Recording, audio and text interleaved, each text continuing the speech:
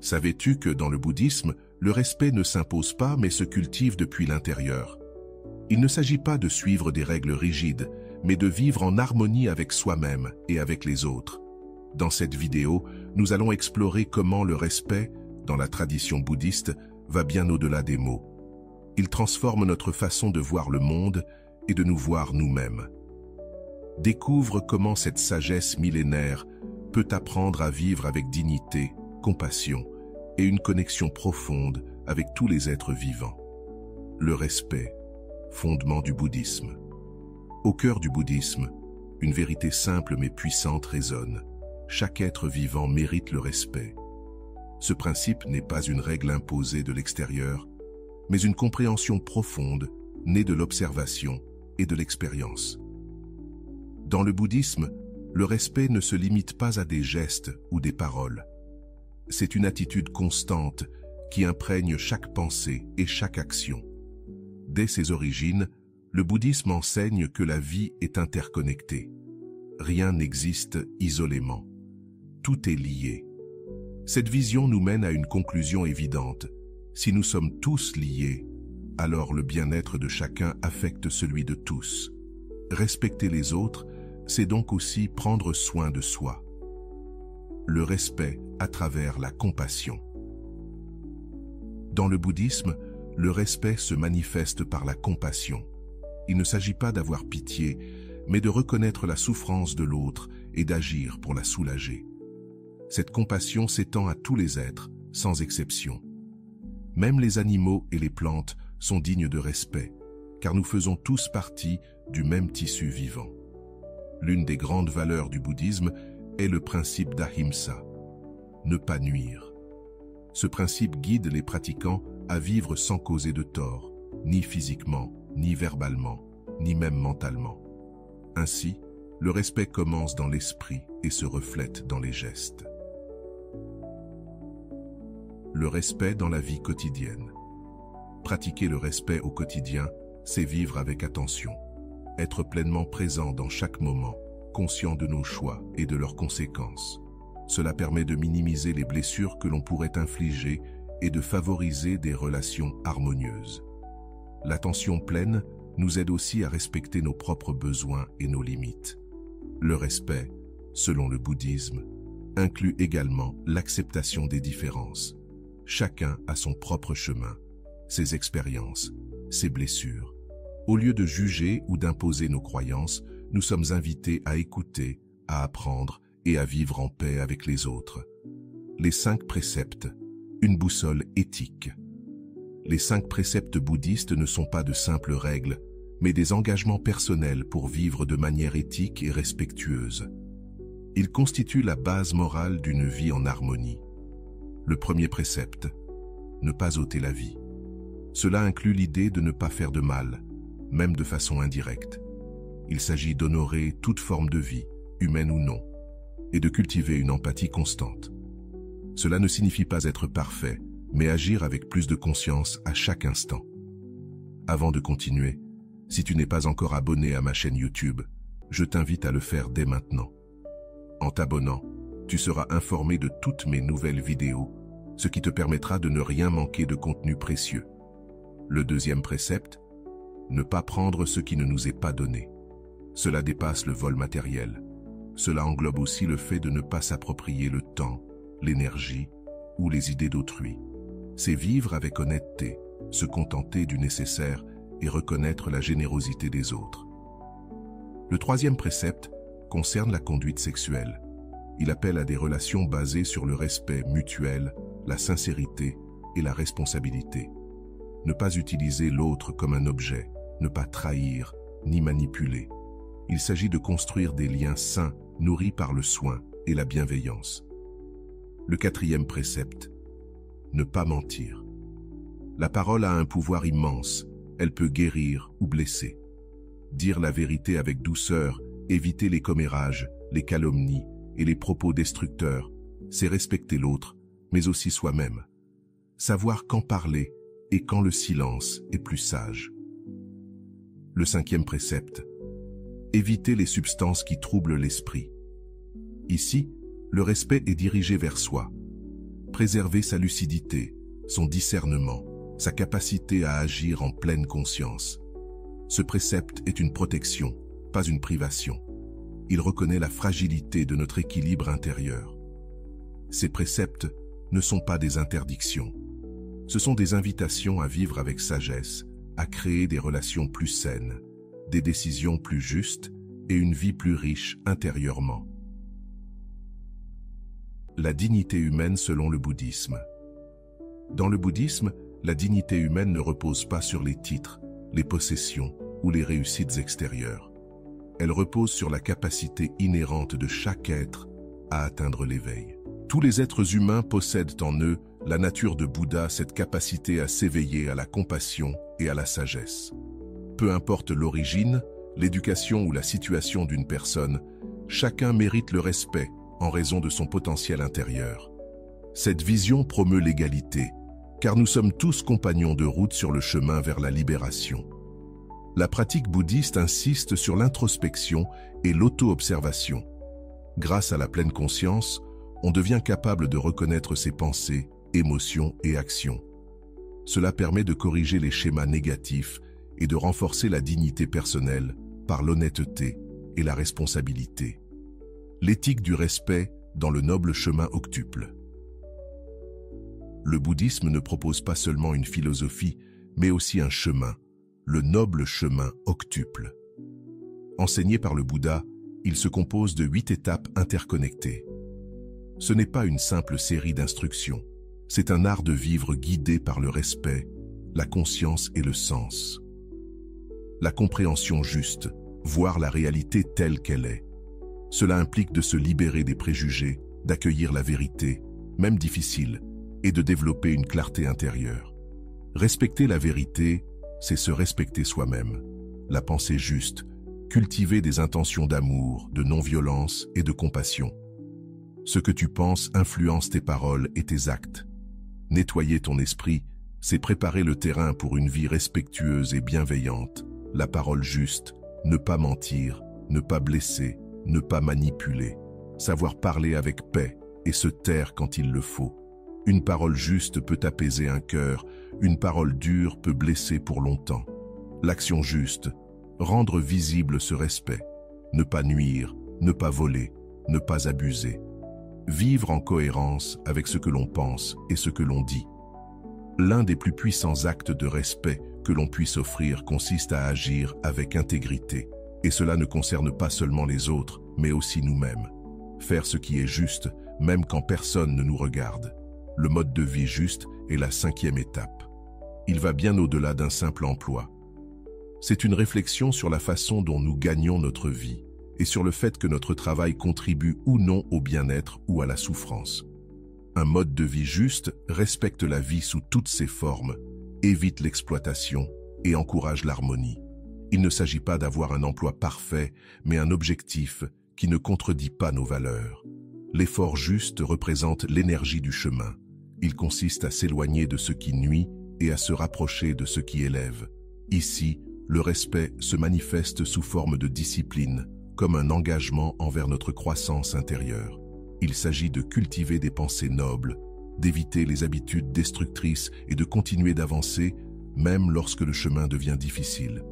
C'est une forme de respect envers notre processus, notre évolution. L'attention juste est la 7e étape. C'est la fameuse pleine conscience. Être présent, observer sans juger, écouter de tout son être, manger avec gratitude, marcher avec conscience. Ce type de respect est silencieux, mais profondément transformateur.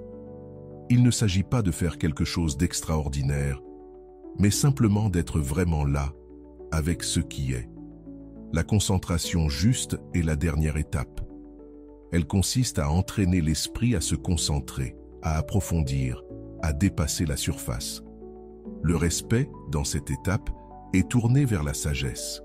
C'est cesser de vivre en pilote automatique, cultiver la paix intérieure et permettre à l'esprit de devenir un espace de clarté.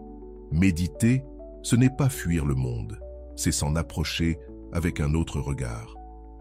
Le noble sentier octuple n'est pas une liste à mémoriser, mais une boussole pour vivre avec sens. Chacune de ces étapes est une forme de respect actif qui transforme l'individu et son environnement. Il n'est pas nécessaire d'être moine ni de vivre dans un temple pour l'emprunter. Il suffit de la volonté de vivre avec authenticité, humilité et compassion. Voilà la véritable éthique du respect dans le bouddhisme. Le respect dans la pratique quotidienne. Le respect, dans le bouddhisme, n'est pas une idée abstraite ni une vertu occasionnelle. C'est une pratique vivante, cultivée à chaque instant du jour. Elle ne se limite pas au temple ou aux retraites de méditation, mais se manifeste dans les actions les plus simples de la vie quotidienne, dans la manière dont nous nous traitons, dont nous traitons les autres et dont nous interagissons avec le monde qui nous entoure. L'une des formes les plus fondamentales de respect est la pleine conscience. Être présent dans chaque geste, aussi banal soit-il, est une manière d'honorer la vie. Par exemple, manger devient un acte de gratitude. On savoure les goûts, les textures, on pense à l'origine des aliments, on remercie ceux qui les ont cultivés et préparés. Ce niveau de conscience transforme un acte banal en un moment sacré. La méditation est une autre pratique essentielle. Il ne s'agit pas seulement de s'asseoir en silence, mais d'observer l'esprit avec honnêteté et compassion. Reconnaître nos pensées et nos émotions sans les juger permet de cultiver un profond respect pour notre propre expérience. Cette auto-acceptation s'étend naturellement aux autres, favorisant des relations plus compréhensives et harmonieuses. La parole consciente est tout aussi importante. Choisir des mots vrais, bienveillants et utiles reflète le respect pour ceux qui nous écoutent. Éviter les commérages, la critique destructrice et les paroles blessantes contribuent à instaurer un climat de confiance. Ainsi, la communication devient un pont, non un mur. Le travail, lui aussi, devient une opportunité de pratiquer le respect. Réaliser nos tâches avec éthique et diligence, sans exploiter ni nuire à l'environnement, témoigne d'un souci du bien-être collectif. Même dans les métiers les plus modestes, il est possible de trouver de la dignité et du sens lorsqu'on agit avec intégrité. Les relations humaines sont un terrain fertile pour le respect. Écouter activement, montrer de l'empathie, offrir du soutien, sont des gestes qui reconnaissent l'humanité chez l'autre. Au lieu de juger ou d'imposer notre opinion, nous cherchons à comprendre et à valoriser les différences. Cette posture favorise une coexistence paisible et enrichissante. Le respect s'étend également à la nature. Prendre soin de notre environnement, réduire notre consommation et protéger les êtres vivants sont des expressions d'une conscience écologique enracinée dans l'interdépendance. Reconnaître que nos actions ont un impact sur la planète nous pousse à adopter un mode de vie plus durable et compatissant. Dans la tradition bouddhiste, on insiste sur la pratique constante. Il ne s'agit pas d'atteindre la perfection, mais de nourrir une intention sincère, de vivre avec respect. Chaque jour nous offre de nouvelles chances de grandir, d'apprendre et de contribuer au bien-être de tous les êtres vivants. En intégrant ces pratiques au quotidien, notre vie devient un chemin de sagesse, de compassion et d'harmonie. Le respect de soi, estime et compassion. L'un des aspects les plus puissants et pourtant souvent négligés du bouddhisme est le respect envers soi-même. Dans une société qui nous pousse sans cesse à faire plus, à nous juger sur nos performances plutôt que sur notre être, le bouddhisme apporte une vision profondément libératrice. Chaque personne mérite le respect simplement parce qu'elle existe. Et ce respect commence en soi, construit sur deux piliers essentiels, l'estime de soi et la compassion. Contrairement à l'arrogance, l'estime de soi dans le bouddhisme ne repose pas sur la comparaison, mais sur la reconnaissance intérieure de notre valeur. Ce n'est pas se sentir supérieur, mais cesser de se sentir inférieur. Comprendre que, comme tout être vivant, nous méritons l'amour, la paix et le bien-être. Ce n'est pas qu'une belle idée, c'est une pratique quotidienne, surtout à travers la méditation et la manière dont on se parle à soi-même. La voix intérieure est souvent critiquée. Le bouddhisme enseigne à l'observer, à la remettre en question, à ne pas croire tout ce qu'elle raconte. Car, bien souvent, cette voix ne nous appartient même pas. Elle est le fruit des attentes sociales, des peurs apprises, des blessures passées. Avec la pleine conscience, on apprend à distinguer les pensées qui nourrissent de celles qui détruisent. Se respecter, c'est aussi prendre soin de ce dialogue intérieur, transformer la dureté en douceur, le jugement en acceptation. La compassion envers soi-même est l'autre clé. Il ne s'agit pas de justifier nos erreurs, mais de les comprendre avec humanité. Nous échouons tous, nous souffrons tous, nous traversons tous des périodes sombres. Le bouddhisme nous rappelle que, même dans la douleur, nous méritons d'être traités avec soin. Comme nous aiderions un ami cher, nous devons apprendre à nous offrir la même tendresse. La pratique de la compassion commence par des gestes simples mais puissants. Se reposer quand le corps en a besoin, poser des limites saines, dire non quand c'est nécessaire, arrêter de chercher la validation extérieure. C'est avoir le courage de choisir ce qui est bon pour soi, même si ce n'est pas populaire. Car prendre soin de soi n'est pas de l'égoïsme, c'est une condition essentielle pour pouvoir prendre soin des autres. Se respecter, c'est aussi se pardonner. Beaucoup portent en eux de vieilles culpabilités, des erreurs jamais digérées. Le bouddhisme enseigne que s'accrocher au passé ne fait qu'alimenter la souffrance. Grâce à la méditation et à la réflexion, on peut apprendre à lâcher prise, à demander pardon si besoin et à continuer sa route sans ce poids. Car nous ne sommes pas nos erreurs. Nous sommes ce que nous apprenons d'elles. Enfin, se respecter, c'est faire confiance à son propre chemin. La vie prend parfois des détours inattendus. Il est facile de se comparer, de douter. Mais le bouddhisme enseigne que chaque expérience a un sens, que même la souffrance peut devenir une porte vers la transformation. Faire confiance au processus de la vie et à la sagesse qui est en nous est un acte profond de respect. Quand on se respecte véritablement, on cesse de chercher constamment l'approbation. Cette liberté intérieure permet de vivre avec plus de calme, plus de présence, plus de compassion. On arrête de réagir par insécurité et on commence à agir avec conscience. Ce changement, bien qu'invisible au début, transforme entièrement notre manière de nous relier au monde. Dans le bouddhisme, le terme Sangha désigne traditionnellement la communauté des moines et des moniales. Mais dans un sens plus large et contemporain, il englobe tous ceux qui cherchent sincèrement à vivre selon les enseignements du Bouddha. Le respect au sein de la Sangha se manifeste dans la manière dont ses membres interagissent les uns avec les autres. Il se cultive à travers l'écoute attentive, la communication sincère et la volonté d'apprendre les uns des autres. Cette attitude crée un environnement de confiance et d'harmonie où chacun se sent valorisé et soutenu sur son chemin spirituel. La pratique de la pleine conscience est essentielle dans la vie communautaire de la Sangha. Des activités quotidiennes comme manger, marcher ou travailler sont réalisées avec attention et présence, transformant chaque geste en une occasion de cultiver le respect et la compassion. Cette conscience partagée renforce les liens entre les membres et réaffirme l'engagement envers le bien-être collectif. La Sangha joue également un rôle crucial dans la préservation et la transmission du Dharma. Par l'enseignement, l'étude et la pratique collective, la communauté veille à ce que les enseignements du Bouddha restent vivants et accessibles aux générations futures. Cet engagement envers la continuité du Dharma est une forme profonde de respect pour la sagesse ancestrale et pour ceux qui souhaitent à la comprendre. De plus, la Sangha offre un espace sûr pour la croissance personnelle et la transformation intérieure. Les pratiquants y trouvent guidance, inspiration et encouragement pour faire face aux défis du chemin spirituel. La communauté agit comme un miroir qui reflète à la fois nos forces et nos zones d'amélioration, facilitant ainsi un véritable processus de connaissance de soi. Le respect dans la Sangha s'étend aussi à la diversité de ses membres. On reconnaît et on valorise l'unicité de chaque individu, car chaque expérience enrichit le collectif.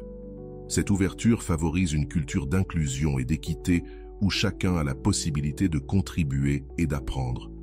En résumé, la Sangha est une manifestation vivante du respect en action. C'est un environnement dans lequel la pratique individuelle s'approfondit grâce au soutien mutuel et à la collaboration. En participant activement à la vie de la Sangha, les pratiquants renforcent non seulement leur engagement envers le chemin bouddhiste, mais ils contribuent aussi à bâtir une société plus compatissante. Transformer le monde à travers le respect. Le bouddhisme ne se limite pas à la croissance personnelle ou à la quête intérieure. Ces enseignements ont une portée immense qui dépasse l'individu pour toucher chaque recoin de la société. Au cœur de cette transformation se trouve le respect, une force silencieuse mais puissante, capable de changer le monde, un geste à la fois. Quand une personne commence à vivre avec respect, son environnement change. Les relations deviennent plus authentiques, les conversations plus humaines, les décisions plus éthiques. Cet effet, bien que discret, est contagieux. La transformation ne se produit pas par de grands discours, mais par l'exemple. En pratiquant le respect envers soi-même, envers les autres et envers la vie, on crée un espace dans lequel les autres peuvent aussi s'épanouir. Le bouddhisme enseigne qu'il n'y a pas de véritable séparation entre soi et le monde. Chaque pensée, chaque mot, chaque action a un impact. Ce principe d'interdépendance n'est pas qu'une idée philosophique, c'est une responsabilité éthique. Chaque fois que nous choisissons d'agir avec respect, nous contribuons à un tissu collectif plus sain, plus harmonieux. Comme une goutte d'encre qui colore toute une eau, un seul acte respectueux peut influencer un réseau entier de vie. L'un des apports les plus précieux du bouddhisme à la transformation sociale est son insistance sur la non-violence. Dans un monde marqué par les conflits, il propose une voie radicalement différente, la résolution pacifique, le dialogue, l'empathie. Cela ne signifie pas passivité, mais action guidée par la sagesse. Défendre la justice sans haine, chercher la vérité sans humilier, construire une communauté sans exclure. Le respect devient aussi un outil de guérison. De nombreuses blessures sociales, le racisme, la pauvreté, l'exclusion sont nées d'un irrespect systémique envers certaines personnes ou certains groupes. Le bouddhisme nous rappelle que chaque être, peu importe son histoire, mérite la dignité. Promouvoir des politiques justes, éduquer dans les valeurs humaines, écouter les marginalisés. Tout cela, c'est aussi pratiquer le dharma dans la vie publique. Le respect transforme également notre relation à la nature. Plutôt que de la voir comme une ressource à exploiter, on la reconnaît comme un système vivant dont nous faisons partie. Cette vision écologique du bouddhisme appelle à une révision urgente de notre manière de consommer, de produire, de cohabiter avec les autres espèces. Protéger la planète n'est pas une tendance, c'est une responsabilité spirituelle. Dans les écoles comme dans les entreprises, le respect peut engendrer des révolutions silencieuses. Un enseignant bienveillant envers ses élèves, un responsable à l'écoute de son équipe, un jeune qui choisit l'honnêteté dans un environnement corrompu, chacun sème une graine. Le respect, quand il est constant et sincère, transforme la culture de n'importe quel lieu. Mais tout cela commence dans les gestes les plus simples, dans la manière dont on salue le matin, dans notre réponse à une opinion différente, dans notre attitude envers ceux qui n'ont rien à nous offrir en retour. Le respect n'a pas besoin de grandes scènes, il a juste besoin de présence, d'intention et de cohérence. Le monde ne changera pas tout seul, mais il peut changer si chacun décide d'assumer le respect comme un engagement quotidien. Non comme une obligation imposée, mais comme une expression naturelle de ce que nous sommes. Car lorsque le respect devient une habitude, la compassion devient une norme et la sagesse fleurit dans notre quotidien. Et c'est là, à ce moment précis, que commence véritablement la transformation. Merci d'avoir été avec nous jusqu'ici et d'avoir partagé ce voyage à travers la sagesse du bouddhisme et sa vision profonde du respect. Si ce contenu a résonné en toi, t'a fait réfléchir ou t'a donné des outils pour vivre avec plus de conscience, abonne-toi à la chaîne. C'est la meilleure façon de soutenir ce type de contenu qui va au-delà du superficiel. Et maintenant, nous aimerions t'entendre. Qu'est-ce qui t'a le plus touché dans cette vidéo? Y a-t-il un enseignement que tu aimerais partager ou une expérience personnelle en lien avec ce que nous avons abordé? Laisse-nous ton commentaire. Cet espace, nous le construisons ensemble, comme une petite sangha digitale. Merci encore et que le respect guide chacun de tes pas.